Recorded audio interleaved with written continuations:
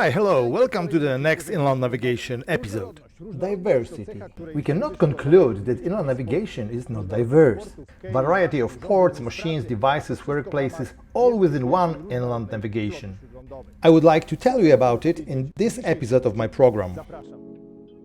The way and scope of the use of waterways in Europe has a very long tradition and it's quite diverse. From the very beginning, the river was a source of food. It allowed the movement of people and goods, and their skillful timing increased yields and reduced the risk of natural disasters. The Netherlands, Germany, France and Belgium are among the leaders in the field of skillful use of water. Currently, Europe's network of waterways, rivers and canals is 51,700 kilometers, linking the North Sea with the Black Sea and the Mediterranean Sea. Investments in the permeability of inland roads and improvement of the quality of their infrastructure are directly reflected in the volume of investments arising along their shores. Hundreds of companies, both manufacturing and forwarding, transport or providing storage services, strive for coastal areas that provide access to water transport, because these are the most cost-effective ones.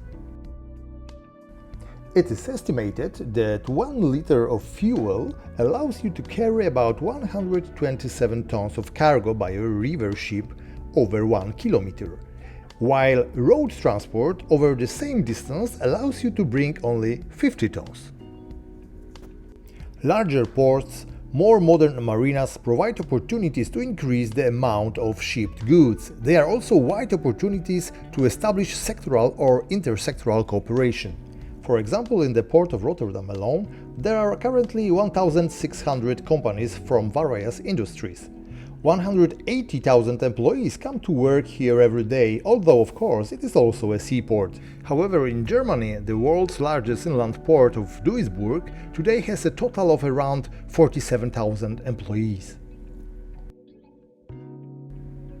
All that I mentioned not only creates but even forces enormous diversity, because the type of services is huge, which in turn creates a variety of jobs and requires more and more new skills, knowledge of machines and devices.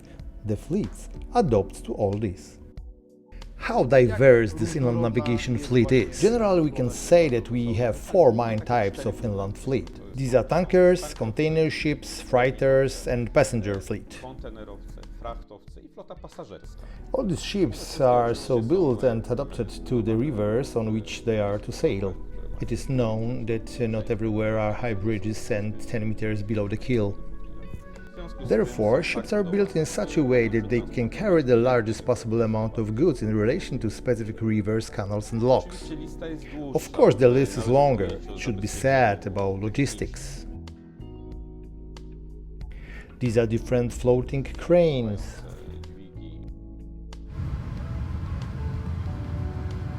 dredgers, high-displacement pontoons used in the construction of bridges and other hydrotechnical tasks.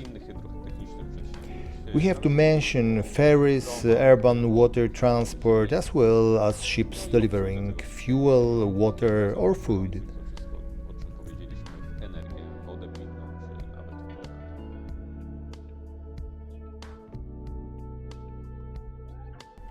I would like to refer to the statement of a person who I watch on the YouTube channel, who claimed that the returning to inland navigation is a return to the horse in agriculture. How would you comment it? It is exactly the opposite, as you say, and especially now in the area of the fight for green energy.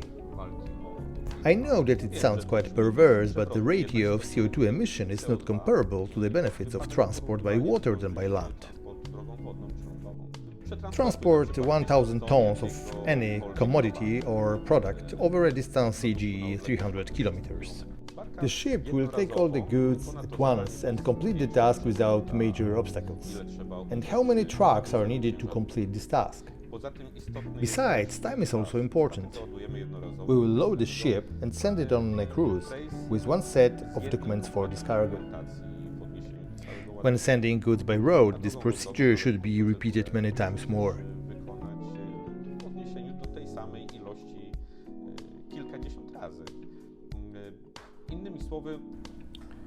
In other words, in this case, in 2 days you will load, transport and unload 1,000 tons of product by ship, burning incomparably less fuel.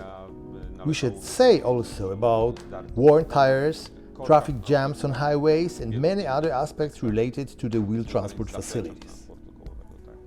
An extremely important thing that should be added here is the increasingly popular investments in ecological drives. LNG-powered ships have been sailing on the rivers of Europe for several years. Cutting-edge design solutions are starting to shift from the drawing board to the water.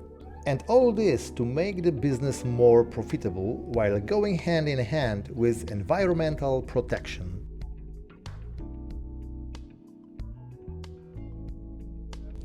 Robert, we have already talked about the fact that inland navigation is experiencing its heyday. It's known that it's a kind of a sine wave in the economy, but as a rule it is a developing area of the economy. To put it mildly, this fact does not take place in Poland. After all, however, Poland is part of Europe and the European Union. So what can we do to make the success of inland shipping in Europe also Polish participation? You touched upon several aspects at once, from political, historical to mental. Regarding history, it is necessary to say directly where the German partition was located in Poland, a base for European inland navigation was established, which today does not present an economic value. For when inland navigation in Europe developed over the years, nothing was done in Poland in this area. As a result, we are no longer part of European waterways, even though they still exist on the map. Sometimes, someone even is able to reach us by boat. Even though I have 25 years of experience in this field, I would like to refer to the movie that can be viewed on the YouTube channel entitled Vistula Cruise 1998, where the captain, also known as the king of the Vistula River, steers the ship, tells about the history, political conditions and his own thoughts. You will immediately notice that despite the lapse of 30 years, nothing has changed in inland navigation in Poland.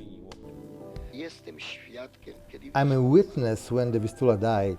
Once, as long as I can remember, the Vistula was alive and it was obvious that something was happening on this river. Today, shipping has started to be extinct. I remember from my youth that the Vistula was very busy. Today, on the road we traveled, the ships we met can be counted on the fingers of one hand. Therefore, we cannot say that it's a river or communication artery. In answer to your question, I would like to say that in the past I have heard about trilateral commissions in the context of the revitalization of the waterway from Mazuria to Amsterdam, but 10 years or more have passed and nothing happened on the Polish side.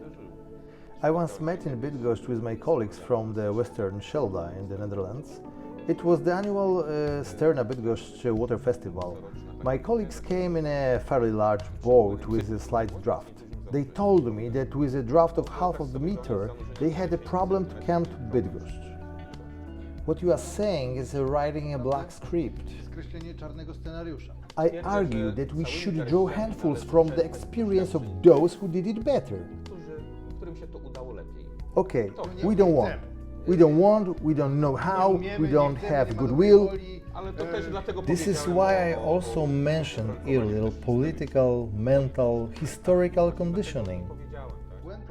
The conclusion of what we are talking about, the direction in which we are going, is the decision of the Polish government to liquidate the Ministry of Inland Navigation, which shows that there is no need to manage this sphere of the economy from such a high level.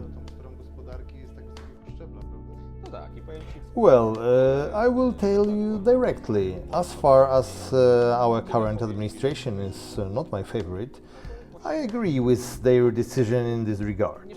I will not say that there is no inland navigation in Poland.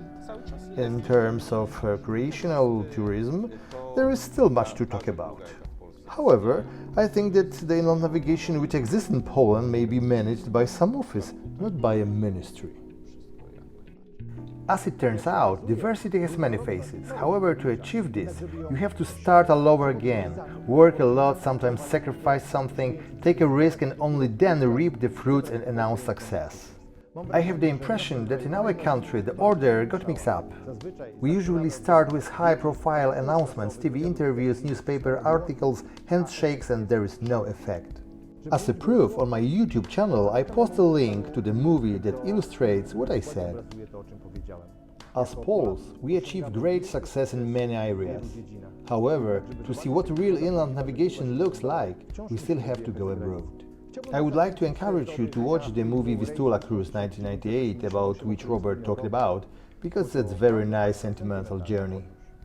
I'm waiting for your opinions and comments, because everyone can have their own point of view. Best regards. Bye.